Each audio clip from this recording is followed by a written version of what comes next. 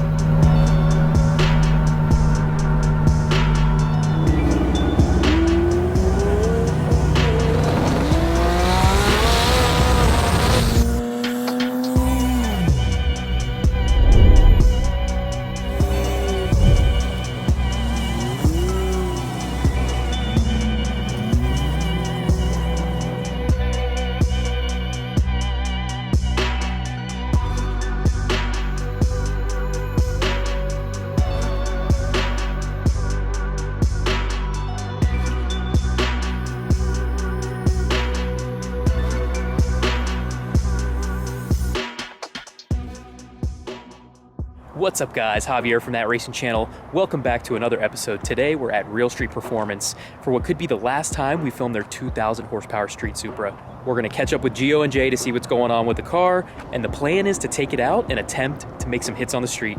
This is gonna be a super special episode for those of you who've been following the channel. We have such a long history with Real Street Supra. I think the first time we filmed it was like 2017 or 2018. We've made so many great memories documenting that car through the years, so it's gonna be really sad to see it go. But the word is they might have an even crazier Supra project in the works. Let's go say what's up to the guys.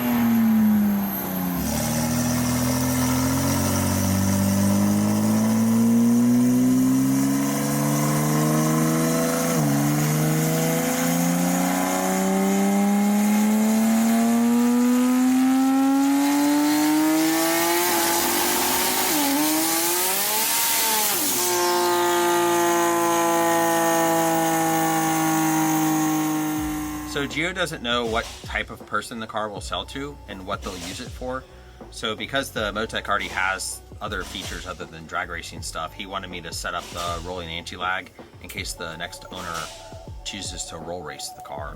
So I set that up and it makes like 25 pounds. And because the turbo is so large, 25 pounds is kind of like a starting point and only a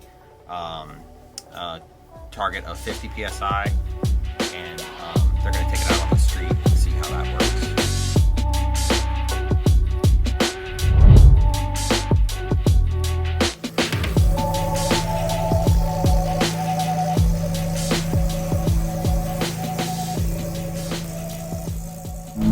All right guys, so we're going for a cruise in Geo's 6-second Supra. Not many people can say that. Not many people can say that. And actually do it, you know? That's for sure. You know, there's nothing like the smell of just M1 in the morning, you know? Wake you right up. It keeps the temps in check. It helps. Pretty normal. Bro, it's actually like, I mean, I know I've seen the Drag Week videos, Yeah. and I've never personally experienced driving in this car on the street, but bro, it just drives like a normal car. Don't, I mean, just outside of like the cage and everything, Yeah, obviously, yeah. but like cruising, it's super streetable. Yeah, I mean, it's hot. That's about my only complaint, but after a while, you kind of just, it's a part of it. It's enjoying the whole thing, you know? Yeah. during drag week, after a couple days, I don't even talk about the heat. Right. Fine. I'm just enjoying the fact that I can do this. So what do you think? You want to make a hit? Hell yeah, bro. All right.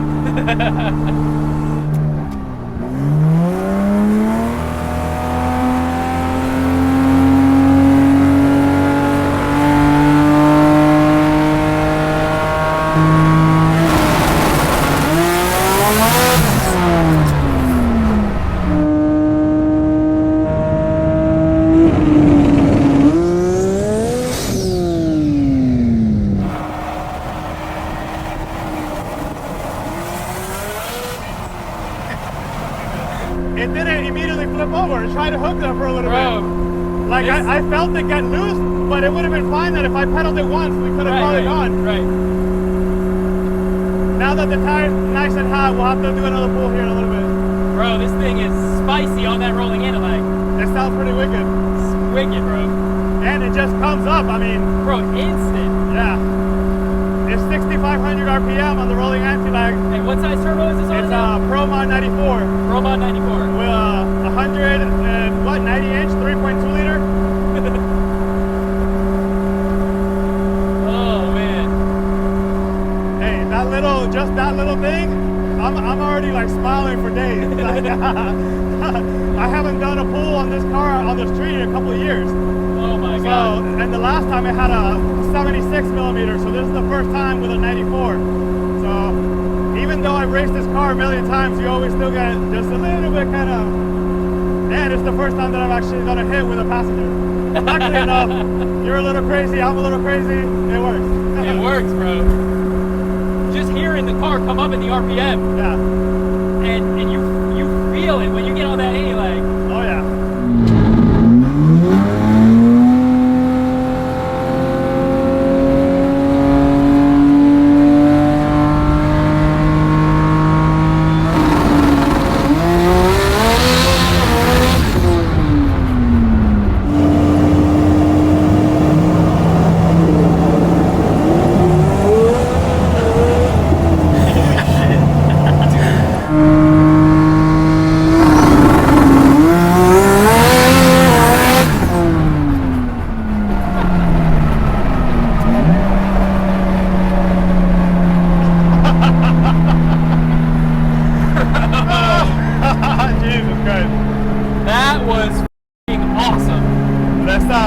Let's see if we can do it again now that the tire's a little warmer. Holy methanol, eh? Yeah. Holy shit. This thing is rowdy.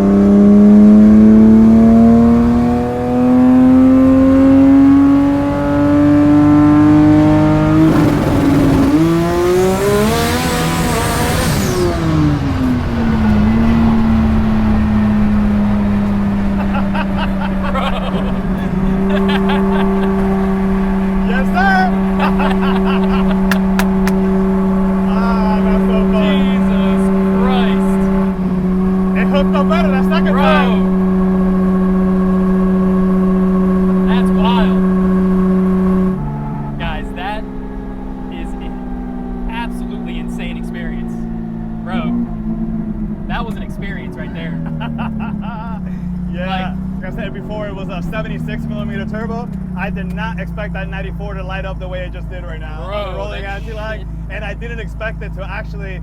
I mean, it hooked up pretty well enough that I put it in second gear after. Bro, this thing moved. You're a madman. You threw the.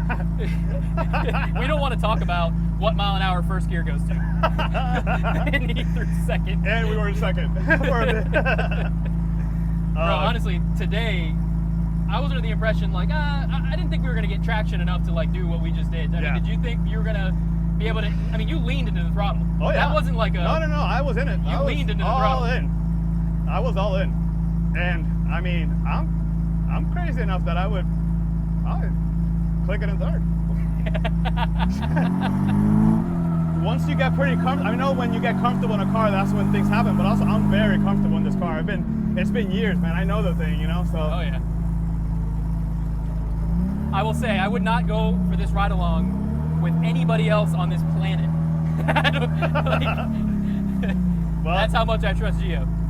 We've gone for 1 or 2 rides in our friendship, you know. Ever since I've known you, we've done some. The best Supra rides have always been with Geo. Of course. Without a doubt.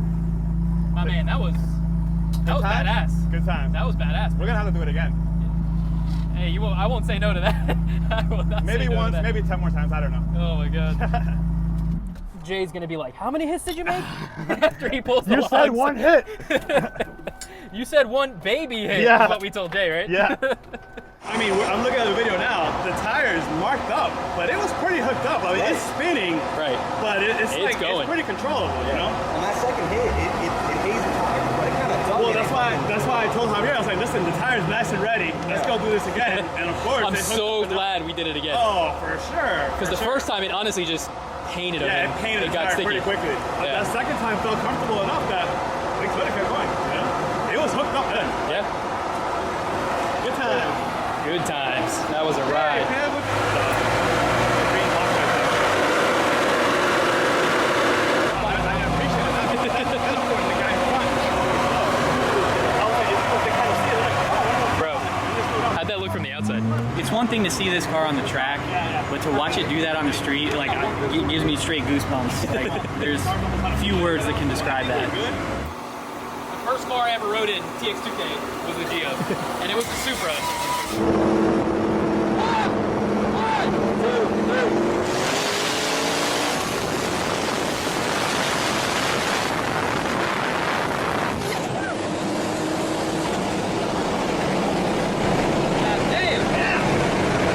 So this is like a special moment, a send off for the car. Like we both gotta send it off properly.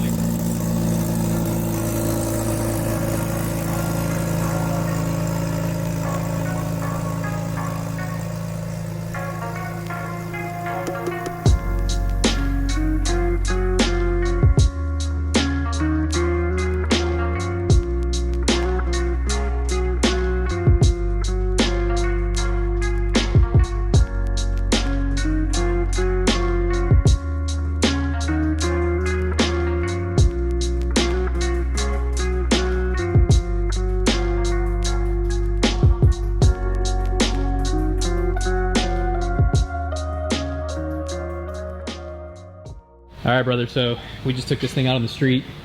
It's absolutely incredible how streetable this thing is, and so I know everybody wants to know, like, what does it take to go 6s and still go cruise around like we just did, man? Well, the biggest thing, and you know, was the biggest game changer for us was the MassWorks Pro Street Builder block. While we did run a 6 on the factory block, we couldn't do it reliably. While the 2JZ block is a fantastic block, and there have been guys that have gone 5s with the factory block, we're a bit different because we still have to cool this engine because it is a street car, so we run water. So it became pretty difficult to keep everything together at, you know, 2,000 horsepower with the factory block. Between that, the new fire ring setup, now we have a pretty reliable engine that's very good. So this car right now is running the Brian Crowder 3.2 liter crank. It's got a MassWorks head with Brian Crowder cams. It's got the MassWorks intake manifold and a Precision ProMod 94mm turbo. On that street hit, I think Jay said we were what, like 40, 50 pounds? Yeah. So that was awesome. I mean, the car, it felt good enough that if I had enough road and there was no cars, I would have gone at 200 if you were okay with it. I don't think you would have mind. You know I'm always okay with that. Yeah. Dude, I love the fact that it's still factory dash. Oh yeah. Like when we were riding this thing, it feels like a factory Supra. Like Listen to that.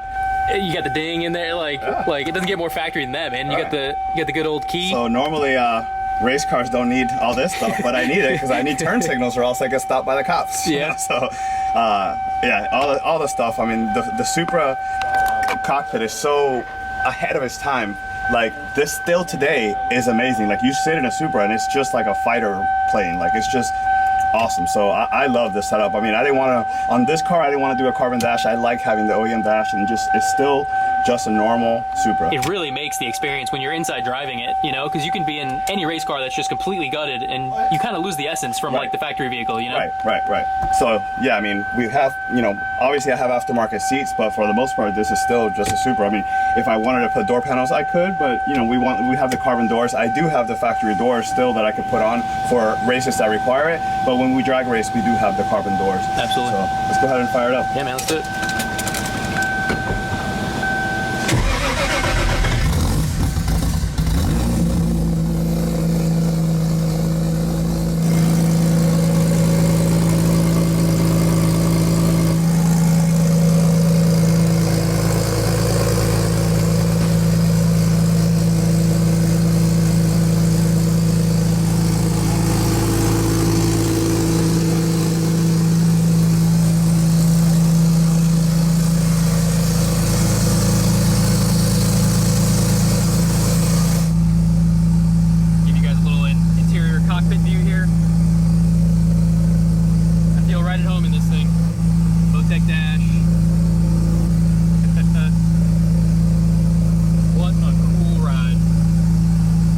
Dude, it's absolutely wild to think that we just literally drove around for hours today shooting this thing. We made hits. We had a blast in it. Yeah. And it's a 6 second. I mean, how fast? So how fast has this been? 677 at 209, 210 and change is the best mile an hour.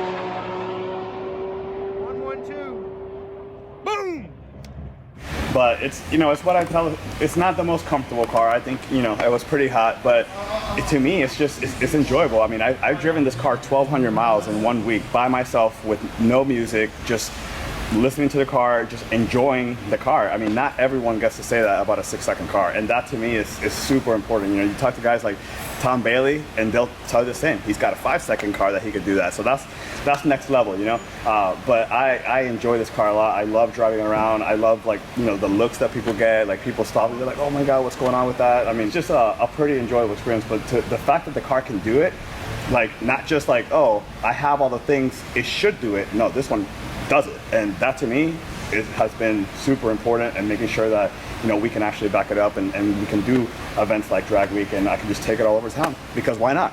Absolutely. Right? Because why not? Absolutely. Well, I'm glad that you got to finally experience. You've been in a couple of my cars, and this is the first time that I've actually floored it with anyone, and I'm glad that I was you. So yeah, man, cool. I couldn't be more stoked about it. It was honestly like such a cool experience, and you know what's wild to me is like what a lot of people don't see behind the scenes is like all the R&D that goes into these things, because I've literally watched this car. I think every time it's gone a new best, and it's incredible to see. Like you could have all the parts in the world, but all the R&D over the years that you guys put into this thing, I think is what makes the magic happen. Yeah, you know? and it's because we did it the absolute hardest way you could at this level, because, you know, our customer base is all street cars. It's not race cars. So we wanted to make sure that we had a car that did what they do. They have to be able to drive it on the street. Well, you need, for the most part, air-to-air intercooler. You need a proper cooling system, and we just did it the hard way. So getting that all to work took a long time, and we broke a lot of stuff along the way.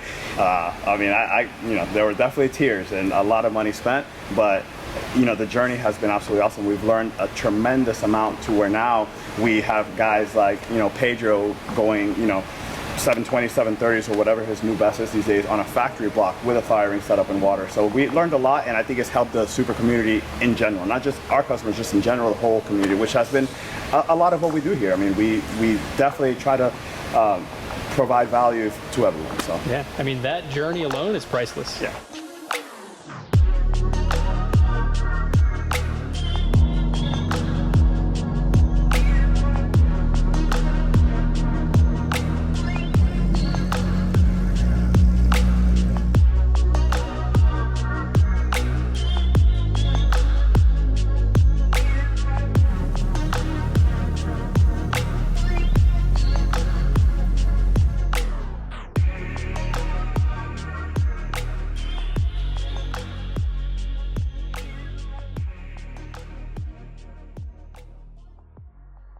So, you know, we first put the car together. The mission was to have a car that was lighter than Geo's silver car, and that it would be easier for me to go fast. And we put it together, and it, you know, went low sevens pretty quick, and then we got stuck in the 7.0 range, and then eventually got into the 6s with a stock engine block and still in this condition that we could drive it on the street. You know, after we went 6s at TX2K, we drove it and had dinner, you know, that evening, which was pretty cool when you think about all the moving pieces. So it's been a really neat car that's taught me a lot, and I've actually got to go 6s in it before. You know, I can still very vividly feel the experience of letting go of the trans brake in this car and waiting for the finish line, and the propulsion that this car is under is really incredible. And for it to be done with that relatively small engine is really neat. The Supra in general is a platform that I have absolutely always loved, and back in 2012 I was racing a S2000, and the opportunity came for me to get a beautiful 94 seal gray. It was actually a Porsche color. It's funny because I got the car and the next day I blew it up. So it was like a crazy emotional high followed by a crazy low. And that's really what, cars have always been, ups and downs, but the whole journey, I mean, I wouldn't change any of it because it's all been a huge learning experience. So my introduction to cars really didn't start the way that I would have liked it. I was almost forced into it because my dad and my uncle worked out of our backyard. We had a shed, and all they did was car stuff. Well, he would ask me to go out there. He's like, no, come outside and be with us. Don't be inside with a girl. So I'm like, okay. So at the beginning, I didn't really like it because I was kind of forced into it. And then it just turned into a thing where I was as obsessed with it as he was. And I mean, my dad is extremely obsessed. I say it to this day, he loves his car more than me, and I totally understand it because I get it. It's how us car guys are. But back then, they used to do a lot of rotary stuff. Him and my uncle would build motors. They would have little Starlets, little Datsuns, and actually one of their good friends to this day, it has the fastest rotary in the world. And that guy was, working out of our backyard in the mid-90s, and he was helping my uncle go fast, and we would go out to Lakeland drag strips, do 8th mile stuff, and that's what we've been doing for a long time. Speed really is it's actually a pretty dangerous drug. I mean, that's the way I look at it. It's they're alcoholics. There's people that gamble. With me, I absolutely love going fast. I'm super competitive. I don't like losing, but I can take a loss because that's just more motivation to go even faster.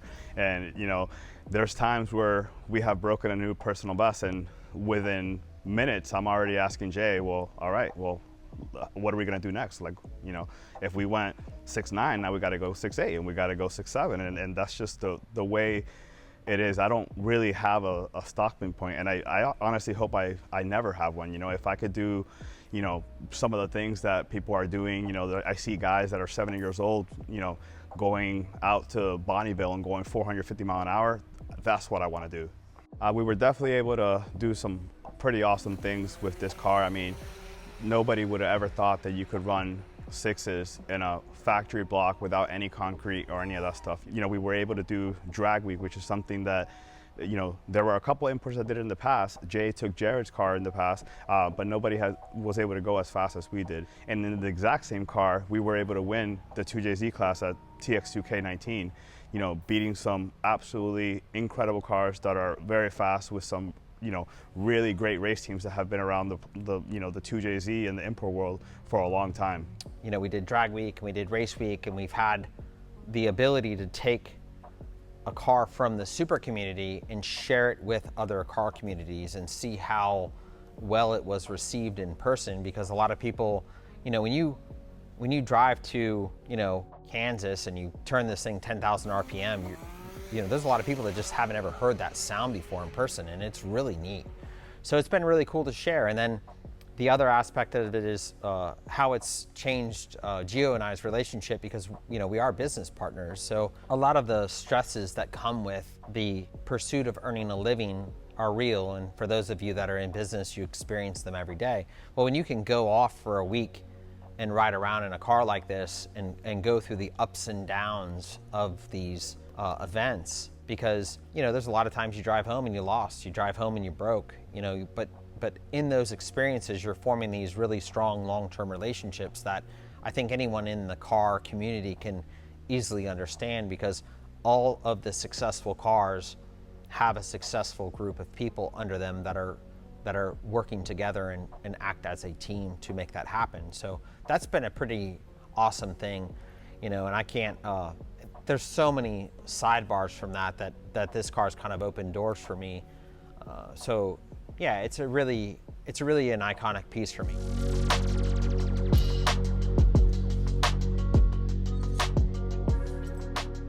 Always going to be super grateful for the team here. You know, whenever we decided to build this car, it wasn't even a question really as to, you know, who was going to end up driving it. I mean, everyone here knows I'm super competitive. This is like, I live for this, and I think they all appreciate that about me, and it was like a no-brainer. I mean, I'm not the lightest guy. You could definitely put in here a guy that's 100 pounds less than me, but in the end, that wasn't what it was about. And you know, I appreciate the guys for giving me the opportunity to really experience this car, because it has been absolutely incredible. I mean, you know, some of the stuff like drag week, where, you know, I spent an entire week with Jay, that was amazing. Then the next year, it was almost basically an entire week, 1,200 miles of me in the car by myself, no music, no nothing, and it was absolutely beautiful. And this car is something that I will forever remember because of it. I'm really comfortable with where it is right now, and I look forward to building the next Supra and how much faster we can go with it, because it'll be, you know, this car is a certain era car, and the next car is a newer era car, next generation of car per se. So it's going to be lighter, faster, safer, you know, and I want to push past 220 mile an hour and a quarter, and there's all these things that come into play. So yeah, it is time to let this car be what it is, and to build on a new car, and, you know, be really respectful of the accomplishment that this car has done for us as a company and as for a group of guys in a team, and use those strengths to move into another Supra to continue to represent the Supra community, because there's just not that many Supras out there. So any of us that are out there giving these cars a good showing, you know, it's a worthy effort, because it's really an awesome vehicle. Well, I'm super proud and super happy with everything that we did with this car. We were able to run a best of 677 at 209, and I think that's, you know, pretty respectable. And I know that we could definitely go out there and push it more. However, I'm ready to go quite a bit further than that. So I'm extremely excited about the opportunity to be able to drive this new car, which I know it's a different level. Like, while this car is amazing, that is the next level, and that's me, habitual line stepper.